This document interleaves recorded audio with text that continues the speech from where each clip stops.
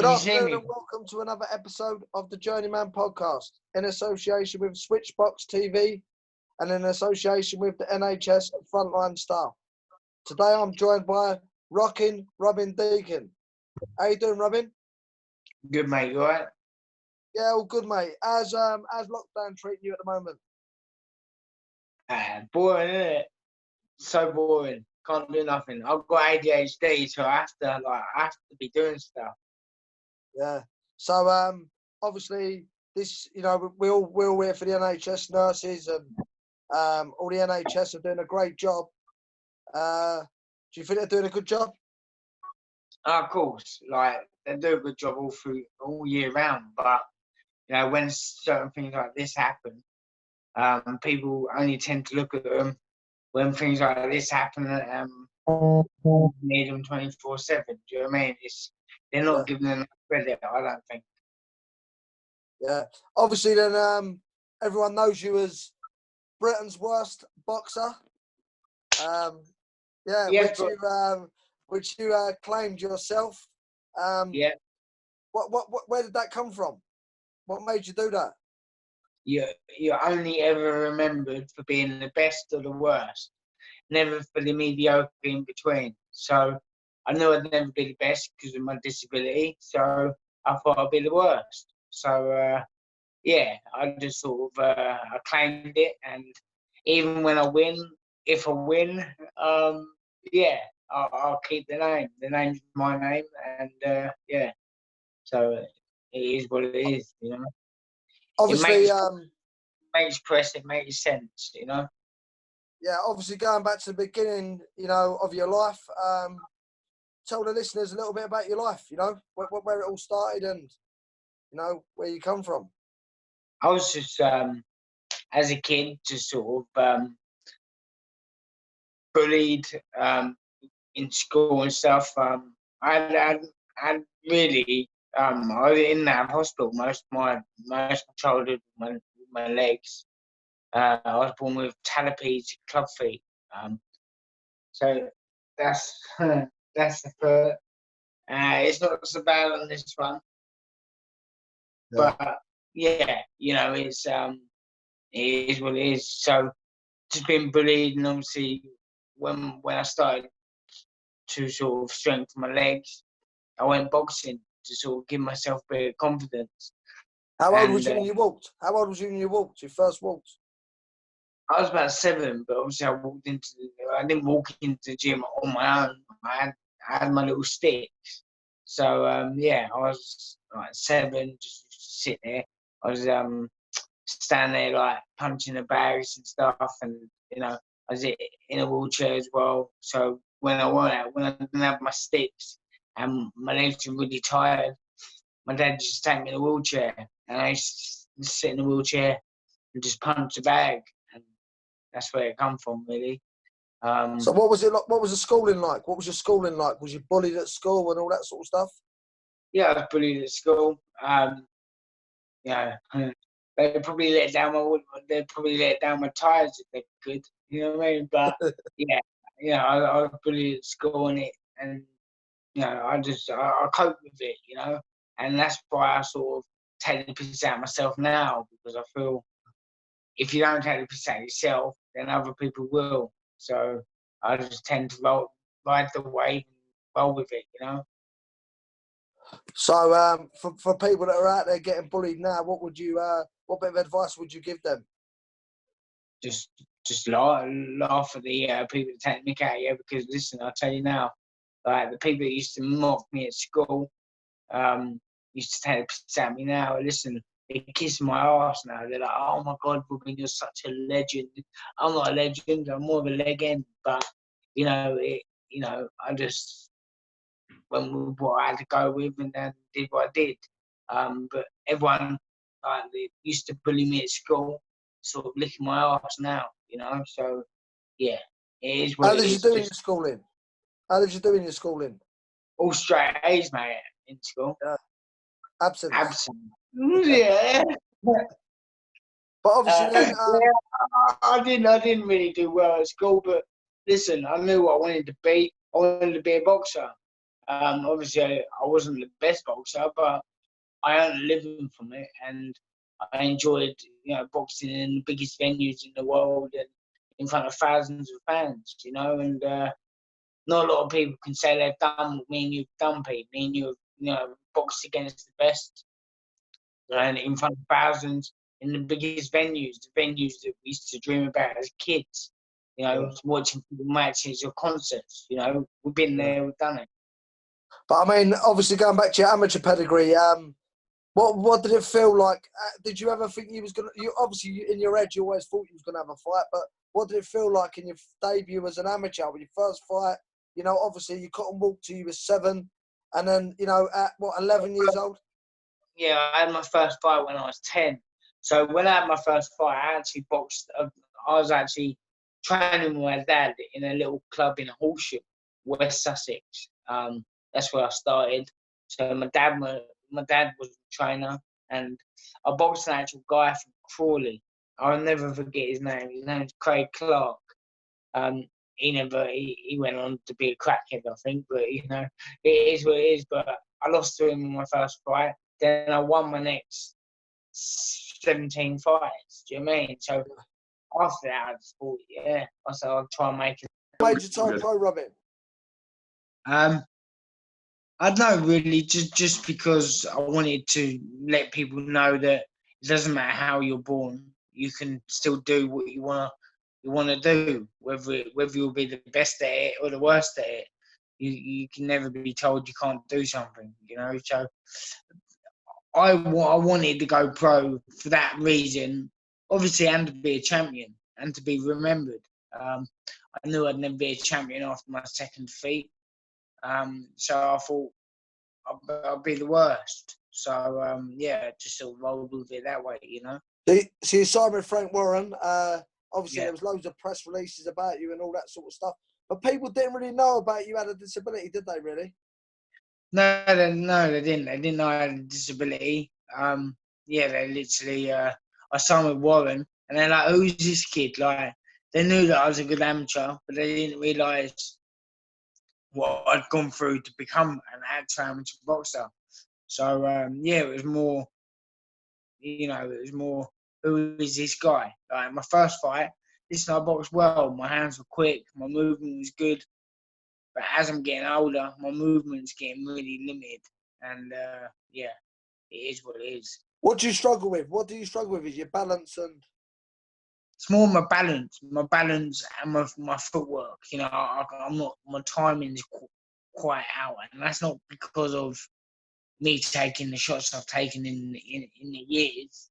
It's more to do with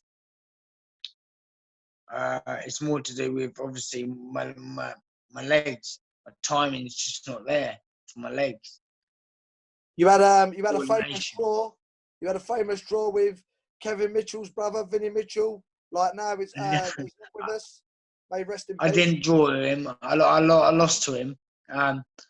Obviously, listen, I thought I won the first fight. God bless him. No, he's not with us now, but he's a nice guy. It was quite weird because the first fight I had with him, I was overweight by about 4 ounces, and they wouldn't let it go. So I remember I was skipping off, and I took off my actual box shorts at the time, and I was skipping off, and he was coming in when I was skipping off eating a sandwich or whatever he's eating, pasta or whatever, saying, "Hey, you fat prick, like proper, give me now." I was like, "Listen, Dinlo, I'm gonna put you to sleep." And he was like, yeah, like it was a bit of a grudge match, if you like. The first time we met, I put him down in the first round, and a lot of people say, said I won the fight. I put him down, and it was always me hitting him on the replays on TV. It was never him catching me. It was always me catching him. So I don't know what fat prick Richie Davies was on, but the guys tested. But listen, I won't take nothing away from Vinny. Very, very good fighter, and he's not with us now. So the second time I boxed him, he battered me. If I'm honest, I got in that journeyman mode where I thought, fuck it, go in there for the money. I can fight next week. So that was all it was really. So obviously you went down that road of a journeyman, and obviously fighting every week, and you fought for the pound note, but it's still not an easy job, is it, Rob? You got to be out of fight. Of course it's not, you know, because not only have you got to, not only if you try actually, like, listen, I never really trained, but if you actually train for the fight and you actually train to fight and win, you'd never be given the break. You'd always have to, you know, if you won, you'd get a draw. Do you know what I mean? And Yeah. you know, you'd have to knock them out to get a draw. You know, sometimes it was that sort of thing where you'd always lose before you got into the ring unless you want a massive display. So that's why I never bothered training, because I thought there was no point in training. I was fighting every week. It kept me fit enough to get through the 4 and 6 round fights. So what was the point? You know, I'm there to lose. So even though I did try and win, but, you know, deep down, Pete, you know, boxing, and you're there to lose. You're not meant to be there to win. Yeah. You was very, very good at what you did. I mean, you trained, you know, you wasn't a journeyman at all. I mean, Yeah. Your record was amazing. The world champions you beat, and you beat Curtis Woodhouse. You beat some quality fighters, and I just think you didn't get your break because your name didn't fit. You know what I mean? Your name didn't fit, Yeah.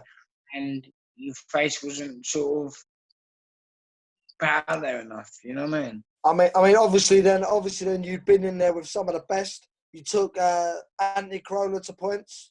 You know, you boxed some big fighters, and you know, boxing with a disability and going the distance with a former world champion must have been like phenomenal. Yeah, I mean, listen, I gave Crolla. He'd tell you now if you had an interview with him. He'd tell you I hit him with some quality shots. I mean, it wasn't an easy ride for him. It wasn't an easy test. I mean, it was on the Amir Khan undercard when Amir Khan was knocked out against Brady Prescott.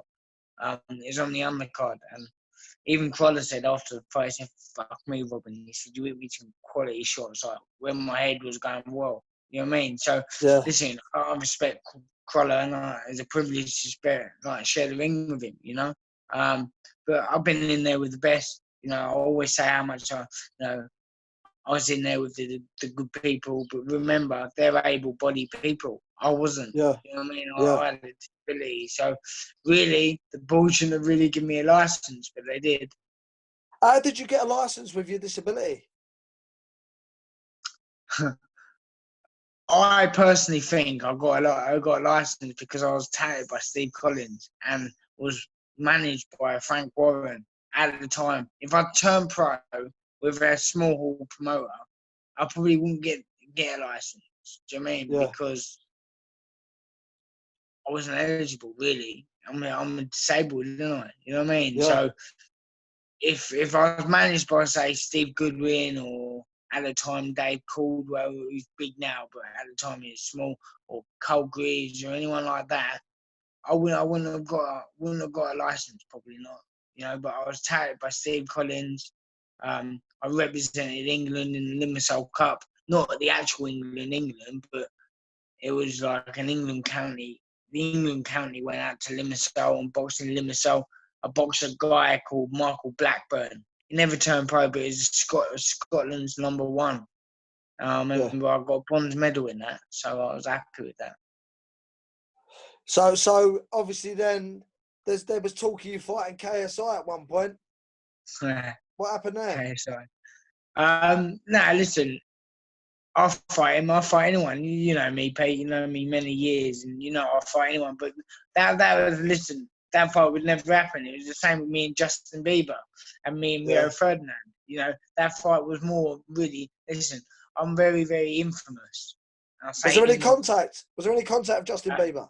Was there any contact with Justin Bieber? My agent at the time, they were in sort of talks, but it wasn't. It was more publicity more than anything. You know, I was getting Justin Bieber fans on Twitter tweeting me saying, "Leave my Justin alone." I was like, "Shut up, dickhead." Do you know what I mean? Like, go away. It was more for publicity. But listen, if KSI wants it, I'm game. If he wants it out on the street, I'm game for that as well. You know what I mean? Yeah. Either anyway. We're going to have it. You know what I mean? Obviously, then your boxing career was over. Your boxing career's over, but Robin Deacon's still going. He's doing bare knuckle. Yeah, I mean, listen, I believe my career got cut short because of the board. Got cut short. I had my license taken away at the age of 26, and I felt hopeless. I felt I had nothing. I literally, my life was boxing. I put my life and soul into boxing, whether I trained or not. My life was boxing. You should come home and just like be excited about fighting. You know, everyone used to ring me up saying, "You want to come out the weekend?" I'd be like, "No, I'm getting beaten up." They'd be like, "What do you mean?" I'd say, "I'm fighting again." You know what I mean? So it's more of a routine for me every weekend to get beat up. I loved it. Would you class that as like self-harming to a degree? I was very, very depressed in my. Listen, I never actually said till now that I was depressed, but I was depressed. I was very depressed, and I covered it up by fighting, and fighting was my way of self-harming. So I didn't. It didn't bother me. I mean, like now, I'm so like confused in what to do. Like I started bare knuckle to self-harm even more. Not that I want to, listen, no one wants to die, but listen, I'm doing something I love, and we all know the risks, what happened in boxing, whether it's boxing or bare knuckle, we all know the risks. So what will be. At least if I did die, I'd be like, do you know what? If I died tomorrow, if I died of like coronavirus tomorrow, whatever I died of, I'd be like, do you know what? I'm proud of my life. I did what people said I couldn't do, and I inspired the people that bullied me at school. So I feel in myself, I'm like a world champion in myself. I feel whether I've achieved belts or not, you know, is another thing. But if people want to talk about belts, I'll just go River Island and buy one. You know what I mean? But I mean, listen, I think it's amazing what you've done because listen, there's you know, you are classed as disabled, and what you've done in fighting all these world champions and fighting, you're a champion in your own mind, Rob, and that's the way I look at it. And I think there's a story that could be said about that as well, and something that could come out about that in the near future. Do you know what I mean? I think, you know, people should look up to you. You know what I mean? Without a doubt. Listen, Pete, more you. Listen, you know, I've always been. Listen, you know, we have a laugh and stuff like that, but I'm inspired by you. What you've become in boxing. You know, you're a great fighter, and I used to look up to you and many others as an amateur. Do you know what I mean? I remember I used to come down the gym with you, with Michael Aldis, when I used to see you, and I used to always ask you questions. I was only about 17. I used to always ask you questions and stuff. Do you know what I mean? It's like, I think you say I inspire people, but I think you forget about it and give yourself more credit because you inspire people as well, you know. But obviously, like then you was out on a night out once, weren't you? And you got stabbed. What happened there? Yeah, I was out with my friend. Actually, I tell you what, it was 5 years ago on the 23rd of May. So on the 23rd of May, 5 years ago, some geezer. I'm not going to say his name. I know his name, but you know, things happen and whatever. You're not a grass, are you? Yeah, I said you're not a grass, are you? No. But yeah, no. Listen, I didn't go to court, so no, I'm not a grass. No. Yeah, no. He's no longer here now. So, but yeah, I was out with my friend. He got bottled in the face.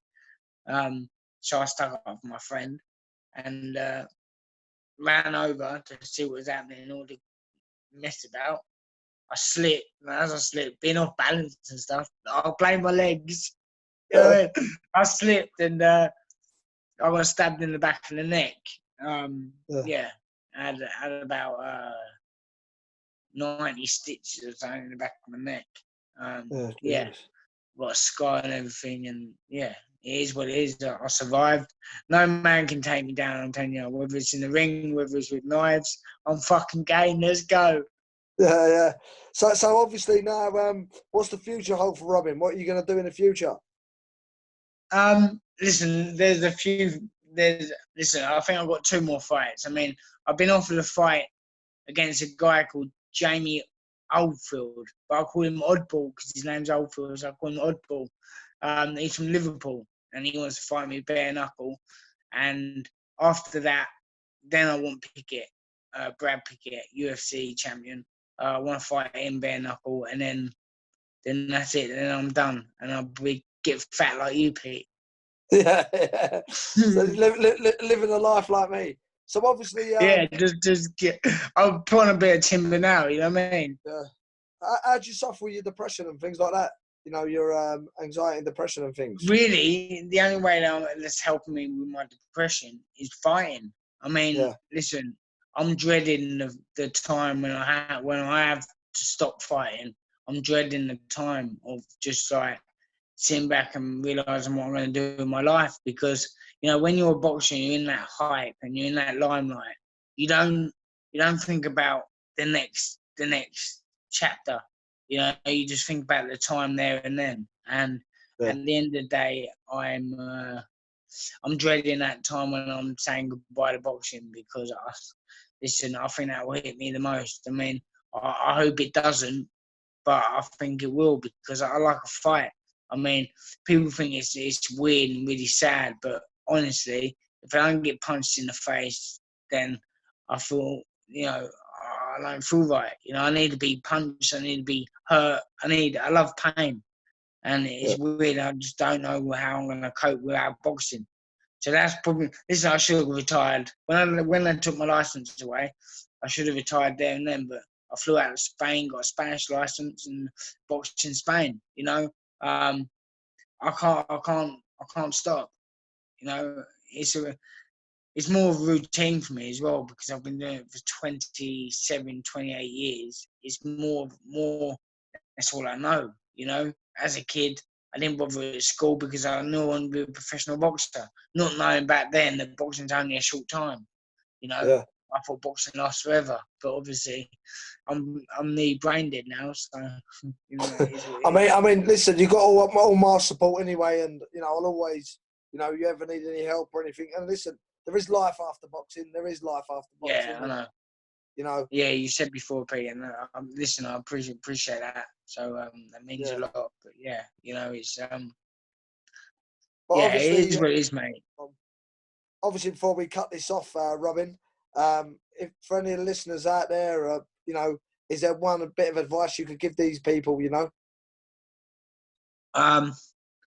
just keep positive and don't whatever you do, don't sort of just always look for something bigger and better, or something back on the, you know, all the boxers out there that just box at the minute and that's what they want to do.